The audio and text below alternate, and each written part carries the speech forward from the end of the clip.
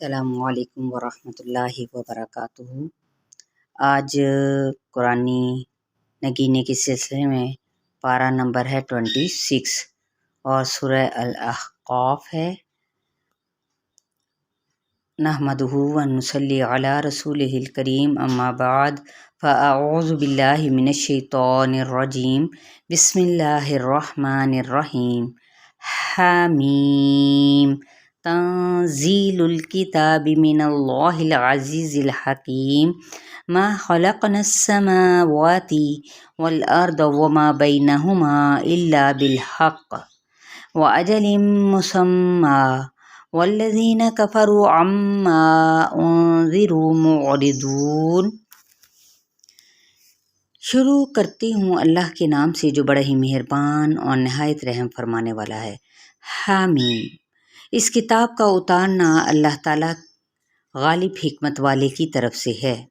ہم نے آسمانوں اور زمین اور ان دونوں کے درمیان کی تمام چیزوں کو بہترین تدبیر کے ساتھ ہی ایک مدت معین کے لیے پیدا کیا ہے، اور کافر لوگ جس چیز سے ڈرائے جاتے ہیں وہ منہ موڑ لیتے ہیں۔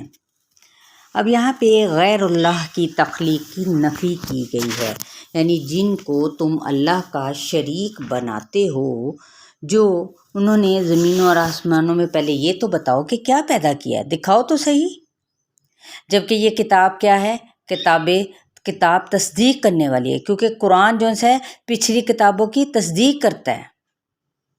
ظالموں کے لیے اس میں کیا ہے؟ تنبیہ ہے، اور جو احسان کرنے والے ہیں، جن کو محسنین کہا جاتا ہے، ان کے لیے بہت بڑی خوشخبری ہے۔ اور خوشخبری کن لوگوں کے لیے؟ جو استقامت اختیار کرتے ہیں، یعنی مستقل مزاجی کے ساتھ نیک کام کرنے کا اجر ان کو کیا ملتا ہے؟ وہ ہے جنت کی صورت میں۔ ایمان کے بعد استقامت سب سے بہترین عمل ہے۔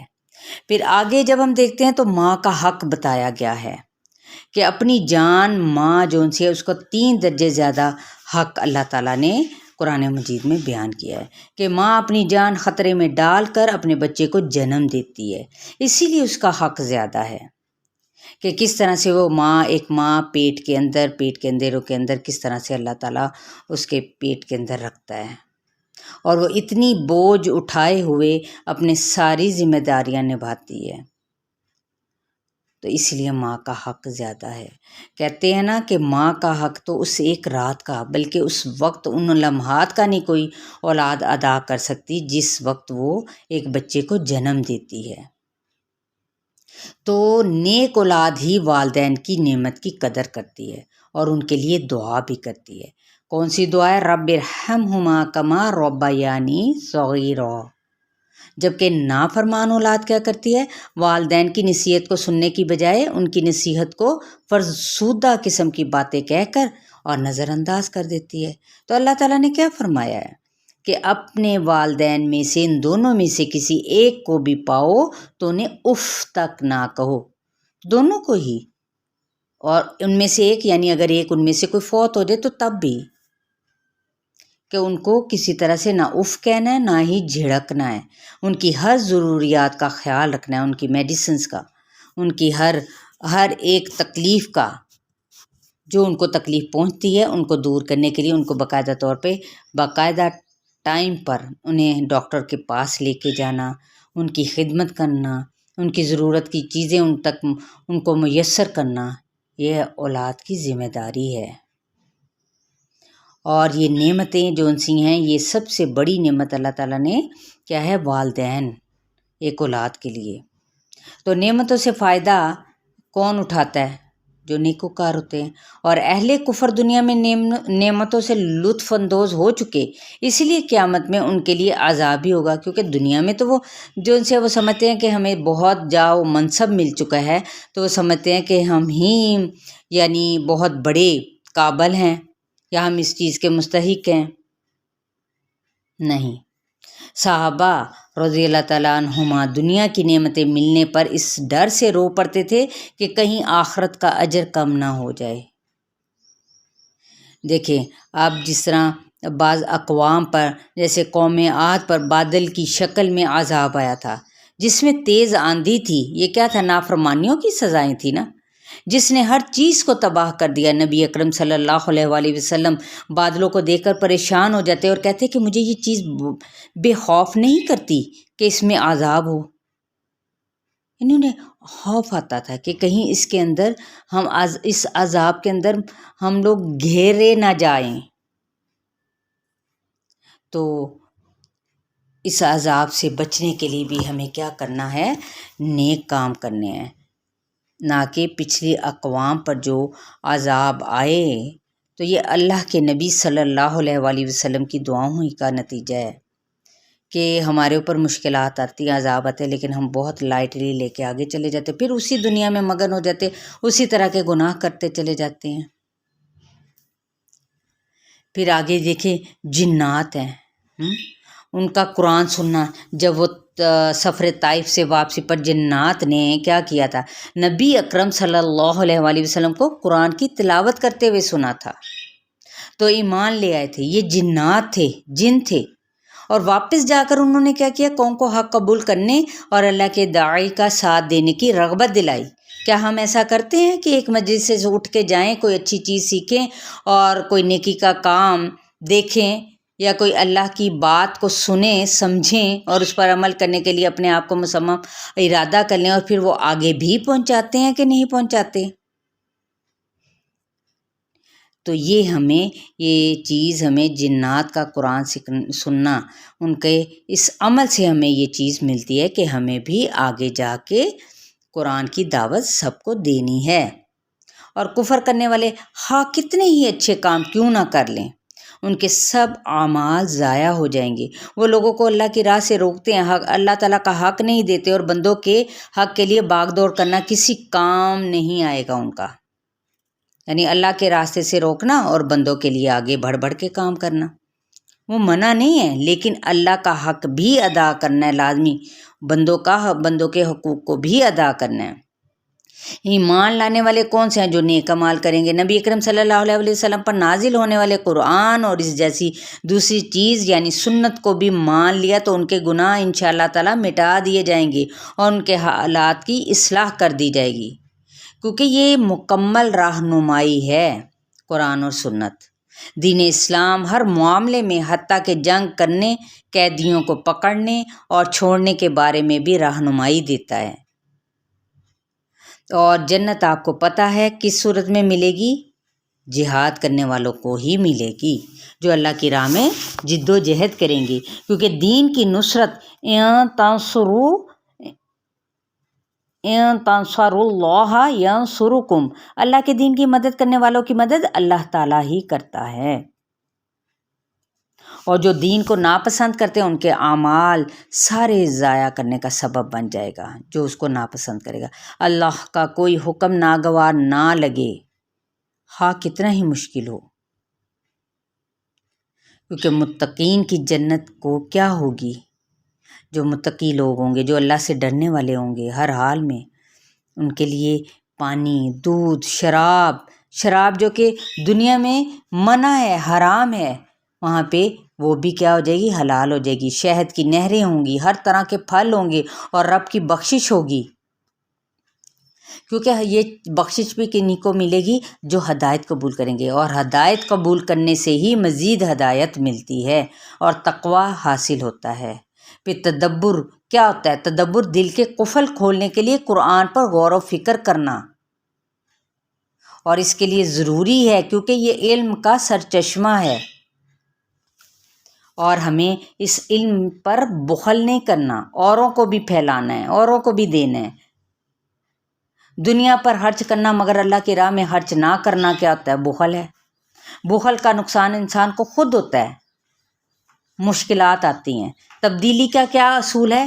دین کی نشر و اشاعت اور اس کی حفاظت کا کام نہ کیا تو اللہ دوسری قوموں کو اسلام کی توفیق دے کر تم سے بدل دے گا، وہ دین کی سربلندی کا کام جاری رکھیں گے اور اسی طرح دین کا تسلسل باقی رکھے گا۔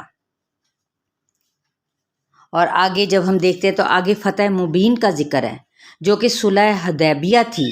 بظاہر ناپسندیدہ شرائط پر صلح کی گئی تھی نا، مگر اس سے کامیابیوں کے کیا کھلے تھے؟ دروازے کھل گئے تھے۔ لہٰذا برا گمان کبھی بھی نہ سوچو، اللہ کے بارے میں کبھی برا نہ سوچو، وہ کامیابیوں کے دروازے کھول دیتا ہے۔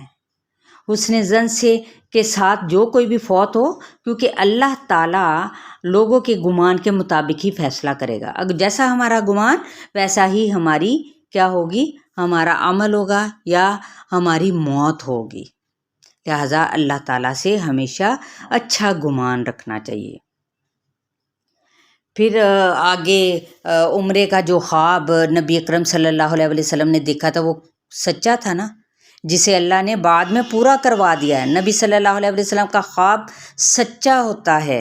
اور صحابہ رضی اللہ تعالیٰ عنہما کی صفات کیا تھی کہ کفار پر شدید ہوتے تھے، باہم مہربان۔ ظاہر ہے جو کافر ہوتے تھے ان کے مقابلے میں سخت، اور آپس میں کیا تھے، نرم۔ رکوع اور سجود کرنے والے تھے، اللہ کا فضل چاہنے والے تھے اور اس کی رضا طلب کرنے والے تھے، سرسبز کھیتی کی طرح شاندار۔ یہ صحابہ اکرام کی صفات تھی، ان کی خوبیاں تھیں۔ تو ہمیں بھی ان خوبیوں کو اپنانا ہے، اور یہ اہم آداب سیکھنے ہیں ہم نے، جو اللہ اور اس کے رسول صلی اللہ علیہ وسلم سے آگے نہ بڑھنا، یہ ہے ادب۔ اور ہمیں کیا ہے، عام مجالس میں بھی جو بھی علماء اکرام ہو، جو علم میں دینی علوم میں آگے ہوں ہم سے، تو کیا ہے، ان کا ادب کرنا ہے۔ بڑھ چڑھ کے بات نہیں کرنی کہ مجھے آتا ہے میں بتاؤں، مجھے آتا ہے، نہیں۔ جب تک کوئی بتائے نہ، جب تک کوئی کہے نہ، اس وقت تک آگے بڑھ چڑھ کر بات نہیں کرنی۔ اگلے کی بات کو سننا ہے غور سے، اور پھر کیا کرنا ہے، ان کی مجلس یا مسجد میں آواز اونچی نہ کرنا۔ اسی طرح سے دوسری مجالس میں بھی کیا ہے، جو آپ کو درس دے رہا ہے یا مسجد میں امام صاحب ہیں، تو آپ آگے بڑھ چڑھ کے نہ بات کریں، ان کی بات کو مکمل ہونے دیں، ان کو سنیں، ان کو سمجھیں۔ نام لے کر حجروں کے باہر سے نہ پکارنا۔ ایک اور ادب یہ سکھایا گیا کہ جس طرح سے آپ صلی اللہ علیہ وآلہ وسلم کی ازواج جب اپنے حجروں میں موجود ہوتی تھی تو آپ صلی اللہ علیہ وآلہ وسلم نے فرمایا کہ حجروں کے باہر سے مت پکارو، ٹھیک ہے۔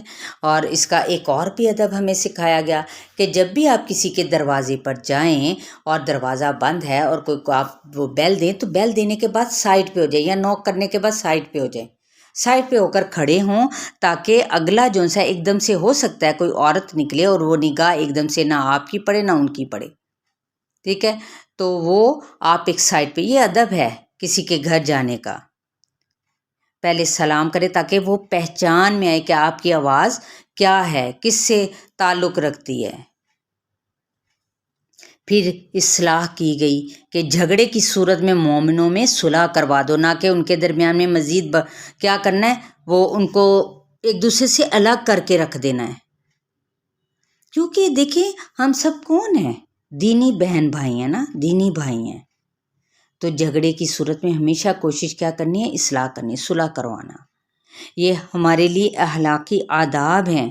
اور مزید کیا اخلاقی آداب سکھائے گئے، مذاق اڑانے سے ہم نے بچنا ہے، عیب لگانے سے بچنا ہے، عیب جوئی نہیں کرنی، برے نام نہیں رکھنے، ٹھیک ہے، بدگمانی سے بچنا ہے، تجسس سے پرہیز کرنا ہے کہ ہائی فلاں کے گھر پتہ نہیں اب اس وقت کیا ہو رہا ہوگا، کیا آیا ہے۔